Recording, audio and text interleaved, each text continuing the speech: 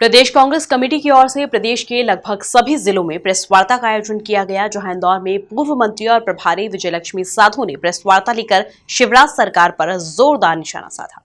Indore press club में आयोजित की गई इस प्रेस वार्ता में पूर्व मंत्री और कांग्रेस की शहर प्रभारी विजयलक्ष्मी साधो, शहर अध्यक्ष विनय बाकलीवाल समेत पदाधिकारी मौजूद रहे, जहां विजयलक्ष्मी साधो ने केंद्र की मोदी और प्रदेश की शिवराज सरकार पर जमकर निशाना साधा। यहां उन्होंने राज्यसभा और विधानसभा में सत्र चलाने की जिम्मेदारी सरकार की बताई। लोकसभा के अंदर 61% सत्र नहीं चला और राज्यसभा के अंदर 66% सत्र नहीं चला। और स्वर्गीय अरुण जेटली जी और स्वर्गीय सुषमा स्वराज जी के ये वक्तव्य थे कि हमारी लोकतंत्र की जीत हुई, विपक्ष की जीत हुई कि हमने सत्र नहीं चलने दिया और ये हमारा विपक्ष का अधिकार है। आपके ही वरिष्ठ लोगों ने ये चीज वहां बताई और जब आपकी बारी आई तो आप उसको विपक्ष पे डोल रहे हो। सत्र चलाना किसकी जवाबदारी है?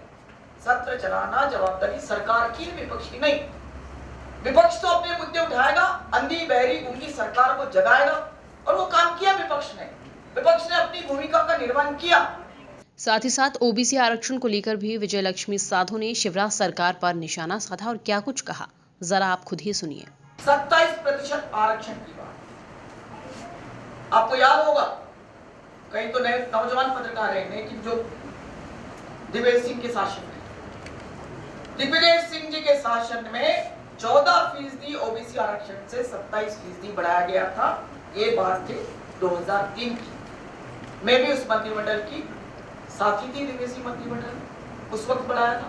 2003 में हमारी सरकार चली गई, मामा जी की सरकार 15 साल रही, क्यों नहीं उन्होंने इसको कंटिन्यू रखा?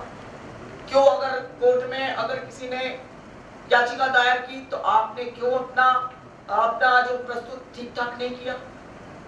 आपने क्यों नहीं रक्षा की ओबीसी की? अभी फिर कमलनाथ जी की सरकार बनी, फिर हमने उसको आरक्षण को 27% किया।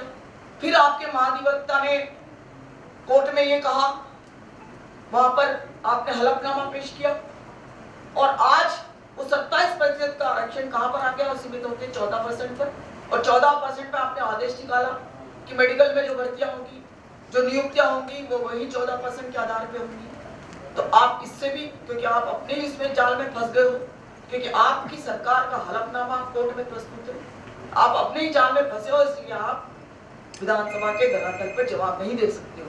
क्योंकि आप जुमले बाहर तो कर सकते हो, आप असत्य कथन बाहर तो कर सकते हो, लेकिन विधानसभा का जो प्लेटफॉर्म है वहां तो रिकॉर्डेड होती चीजें, तो वहां आप कैसे बोलोगे? इसलिए आपने सत्र की आहुति दे दी, समाप्त कर दी, क्योंकि विपक्ष मुखर होकर ये चीजें। वहीं प्रदेश में बढ़ती महंगाई और जहरीली शराब को लेकर भी विजयलक्ष्मी साधो ने सरकार को घेरा, जहां उन्होंने प्रदेश में जहरीली शराब से होने वाली मौतों के आंकड़े सबके सामने रखे। चरम सीमा पे ट्रांसपोर्ट, अगर पेट्रोल डीजल बढ़ेगा तो ट्रांसपोर्ट का खर्चा तो बढ़ेगा। सबसे ज्यादा वेट हमारे मध्य प्रदेश में ले रहे हैं। ट्रक डीजल और पेट्रोल अगर डलवा रहे हैं तो पड़ोसी राज्यों से डलवा रहे हैं, कोई यूपी से ला रहा है, कोई राजस्थान से ला रहा है। राजस्व घाटा तो वैसे ही प्रदेश को हो रहा है, क्योंकि यहाँ से नहीं डलवाते, क्योंकि पेट्रोल आसपास के प्रदेशों में ज्यादा सस्ता है बजाय यहाँ के, तो वो वहां से ला रहे हैं।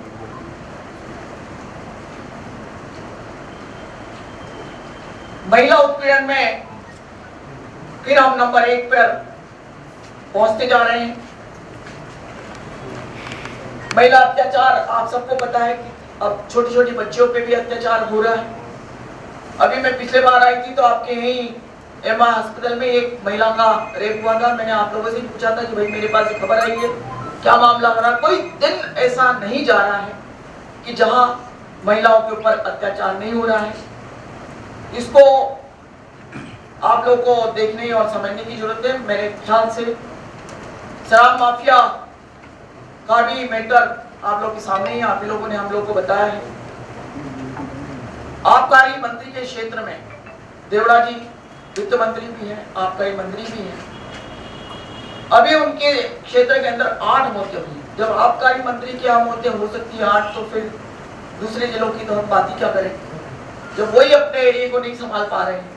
इंदौर में ही आपके यहाँ हुई 4 मौतें हुई, रतलाम में 20 मौतें हुई, उज्जैन में 15 सितंबर 2020 को 8 मौतें हुई, हमारे मेरे जिले में खरगोन में 2 मौतें हुई, मुरैना में 26 मौतें हुई, लाहौर बेंडे में 7 मौतें हुई। क्या हो क्या रहा है?